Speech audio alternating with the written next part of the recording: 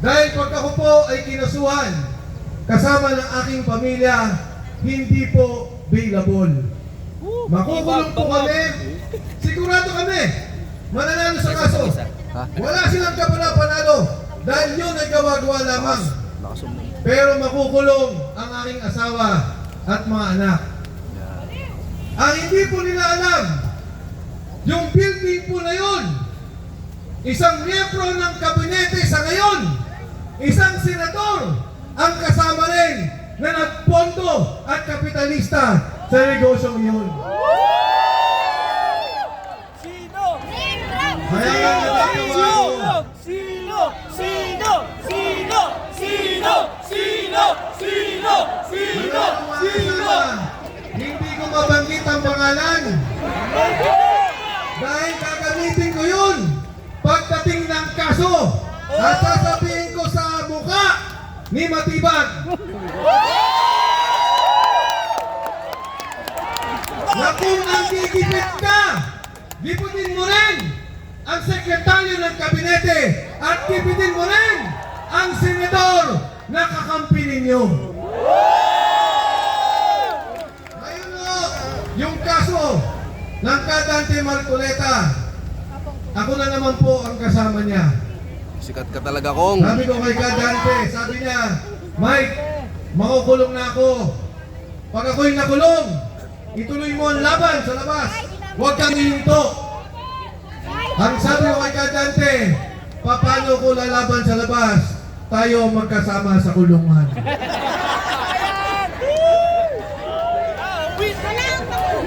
Isipin po ninyo, nagsimula ang kasong ito noong Hulyo. Ang sabi ng Pangulo, mahiya naman kayo. Ano ang ginawa ng isang Dante Marcoleta? Ayaw nga nila ang Blue Ribbon Committee. Ang sinasabi nila puro away. Ang sinasabi nila problema. Ang sinasabi nila dapat magaling kang abogado. Pero ang Kadante Marcoleta, tinanggap ang Blue Ribbon Committee. Nagsalita ang Pangulo, ang sabi niya, imbestigahan. Dapat may managot, mahiya naman kayo. Mahiya ka naman! Bakit? Paglabas ni Gutesa, bago pa lumabas si Gutesa, nung nagsalita si Vizcaya, nagturo ng mga congressmen, nagturo ng mga senador, nagturo ng mga kawani ng DPWH, tinanggal nila si Dante Marcoleta. Pagkatapos, pumunta ako kay Kadante. Sabi ko, Senador, merong isang sundalo, alam daw niya ang delivery ng pera. Sabi ng Kadante sa akin, sigurado ka ba, Mike? Sabi ko, hindi ko kilala yung sundalo, pero kaibigan ko yung abogadong nagpakilala. Anong tingin mo? Ang sabi ng Kadante. Sabi ko, sa palagay ko, may katotohanan at talagang malalim ang kanyang paninilbihan kay Saldico. Nag-usap po kami. Ang sabi ng Kadante, Sergeant Gutesa, kailangan mo na magsalita. Kung hindi, pagtatakpan nila ang katotohanan. Wala nang makalam sa korupsyon. Kailangan ka ng bayan. Kailangan ka para sa kinabukasan ng ating bansa. Sumagot si Sergeant Gutesa. Ang sabi niya, sige po, Senador, pupunta ako. Nung umaga pong yun, tumawag si Senador Dante Marcoleta. Ang sabi niya, Mike, sabi ko, Senador, kung sakaling tanungin kung sinong nagpakilala kay Sergeant Gutesa, pwede ko bang banggitin ang pangalan mo? Ang sabi ko, walang problema, Senador Marcoleta, kasama mo ko sa paninindigan. Akala ko, hihintayin ng Kadanteng may magtanong. Nung umpisa pa lang, ang sinabi na niya, si Sergeant Gutesa, ipinakilala sa akin ni Mike Defensor. Nakahiga po ako, sabi ko, eto na to, laban na. Pero, bago po lumabas Sergeant Gutesa, kinausap ko ang aking pamilya. sinabi ko sa kanila, magsasalita si Gutesa, yung sundalo na ipinakilala ko kay Senador Marcoleta. At maaaring gipitin tayo. Maaaring gipitin ako.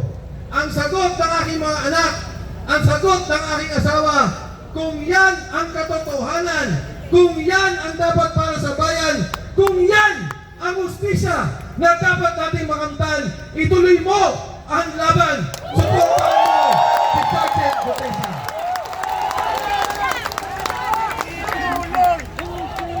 Ano po ang sinabi ni Sergeant Gutesa? Nag-deliver sila. Humigit kumulang 50 maleta. Ang laman, 50 milyon. Isang delivery. Bati ba si Romualdez at si Marcos? 2.5 billion. Isang delivery. Hindi ako makapaniwala. Ikinikwento niya kung paano ang delivery ng pera ginagawa sa Valle Verde. Magmula sa Valle Verde, dadalhin sa bahay ni Saldico. Pagkatapos po nun, yung 50, babawasan ng 9 o 10 ni Saldico. Yung 40, i-deliver sa Nara, sa McKinley, sa Aguado, mga bahay ni Speaker Martin Romualdez. Tiba-tiba maleta gang! Ikulong yan! Ikulong na yan! Mga kasama, matapos lumabas si Gutesa, at ito ang kinamasama ko ng loob. Pagkatapos niya magsalita, ang sabi niya sa Senado, hindi ko na ho kailangan ng proteksyon ng Senado. Sinabi at tinanong ni Senador Marcoleta, sigurado ka ba? Ang sabi ni Sergeant Gutesa, opo. Nung una, pinoproteksyonan si Sergeant Gutesa. Pagkatapos po nun, ikinulong na, illegally detained si Sergeant Orly Gutesa. Ang pamilya binabantayan. Si Gutesa nakakulong. Ano pong ginawa nila? Pinapirma si Gutesa at pinabideo. Dalawa ang sinasabi na kami daw ni Senador Dante Marcoleta ay nag-offer ng pera para sabihin niya ang kanyang sinabi sa Senado.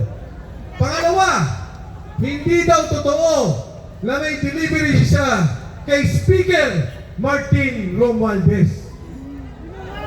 At mula po noon, hindi ko na alam kung nasaan si Sergeant Gutesa. Hanggang sa ngayon, ang pakiusap ko, nagawa na nila ang gusto nila, napabaliktad na nila, napapirma na nila si Sergeant Gutesa, ibalik naman nila sa kanyang pamilya. Dahil ang taong yan, sundalo, nagsilbi sa ating bayan. At dun sa kanyang paglabas sa Senado, ang pananaw niya, nagsisilbi siya at tumutulong sa korupsyon. Ngayon o, sinabi sa akin ni Atty. Lenny Baligod, ang sabi niya, may lalabas na mga sundalo. 18 na sundalo magsasalita. Hindi ko po sila nakausap. Hindi ko sila nakita.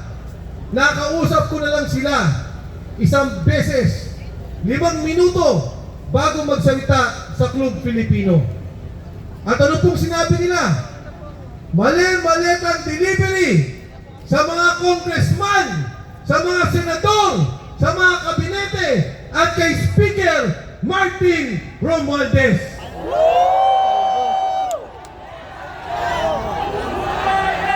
Buhaya! Buhaya! Buhaya! Buhaya! Buhaya! Ano pa ang sinabi nila? Na sila mismo ang kasama sa sumusundo sa mga ICC. Sinusundo nila sa airport, dinatila sa Raffles Hotel, dinatila sa Midas, mga bahay ni Saldico. Bakit? para gawan ng kaso si Pangulong Rodrigo Duterte. 2023, nang gawin nila ang investigasyon, ibuo ang kaso, kasama ang ICC, kasama at nanguna si Senador Trillanes na dalhin ang mga witness laban kay Pangulong Duterte.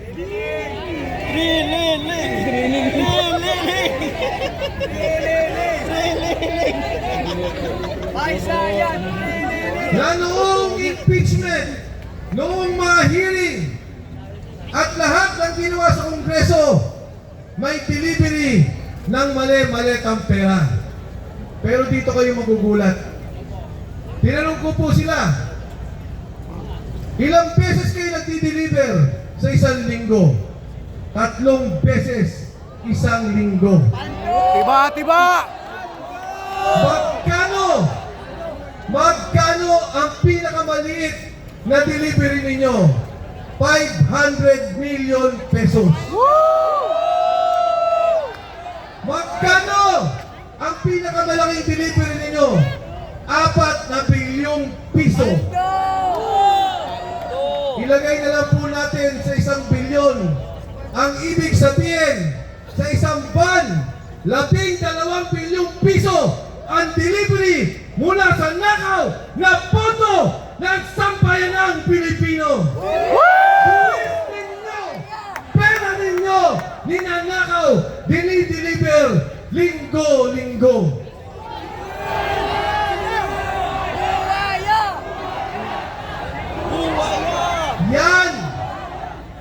Yan ang sinasabi ni Senador Marcoleta. Bakit hindi tuluyan?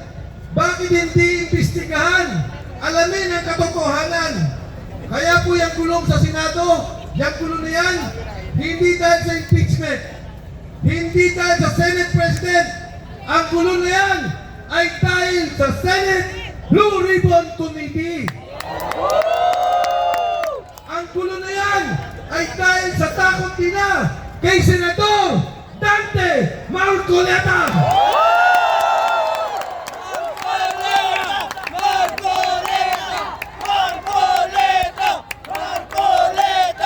Ang gulo po na yan ay dahil sa batayang prinsipyo ng lahat sa atin dito.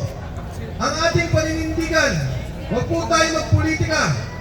Walang dilaw, walang pula, walang pink, walang berde. Kung hindi ang katotohanan lamang.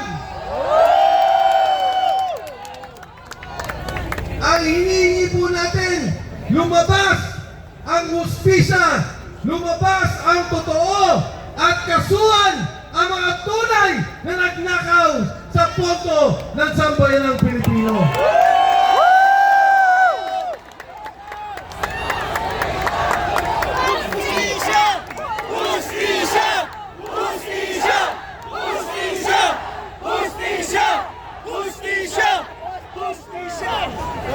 Kaya mga kasama, ako'y natatawa, naaasar,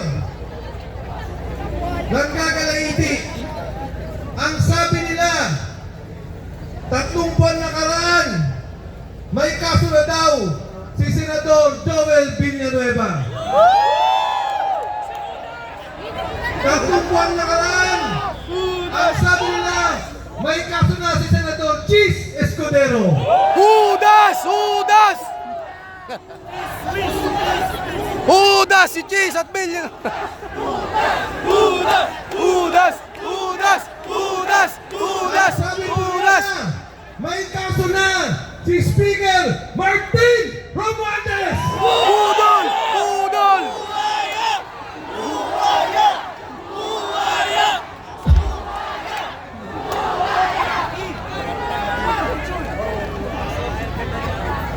Yung hinalintigan, yung sumama kay Dante Marcoleta, yung tumindig para ituloy ang investigasyon, si Jinggoy Estrada ang ikinulong nila.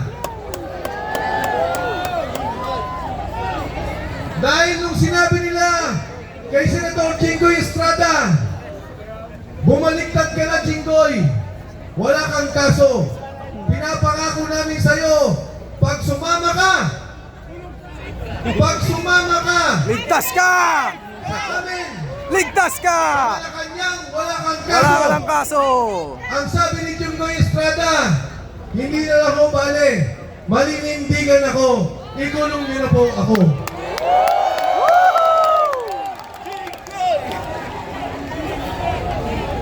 Yung binanggit ko mga senador, yung Speaker of the House, hanggang ngayon, nakalaya pa.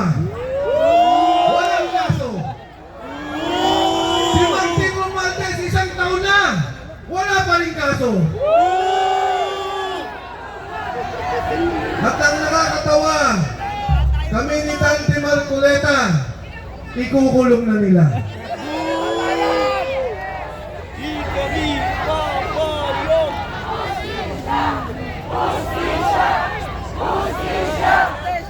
Kaya mga kasama,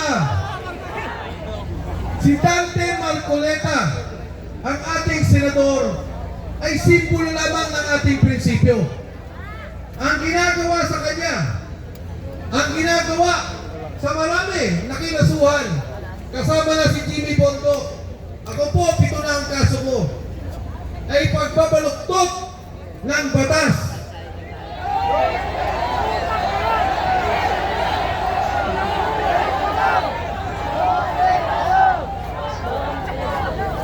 Ang nakakalungkot, pag ito po ay pinabayaan natin, hindi tayo kumilos, hindi tayo kumibo, ang iisipin na lang na mga magnanakaw, pwede pala siya magnakaw, bilyon-bilyon, trilyon-trilyon, basta kakampi niya ang Malacanang, kakampi niya ang palasyo, absuelto, protektado, wala po tayong kaso. Papayag ba tayo? Papayag ba tayo? Tayo ba ay nagkakaisa? Papayag ng kurakot? Lumaban para sa katotohanan?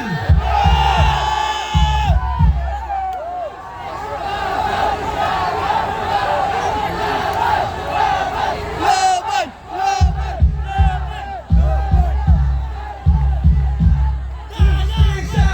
Justisya! Hustisya! Hustisya! Hustisya! Hustisya! Hustisya! Sa inyo po lahat, Sir, pakunti ako, sir. ang inyong po paninindigan at inyong prinsipyo ay paniniwala ng bawat Pilipino. Tingnan nyo ho, ang rating ni Bongbong Marcos sa Mindanao, negative 40%. Sa Visayas, negative 20%. Dito sa Maynila, negative 31%. Kaya tayo ho, ang ating paninindigan, ang ating prinsipyo ay tama ng bawat Pilipino.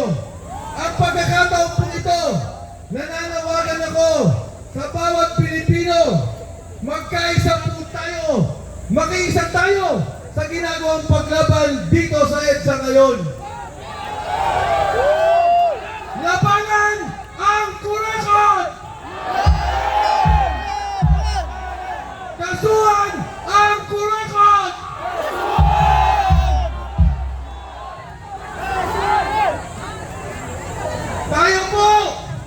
Tayo po lahat, hanggang kailan tayo dito?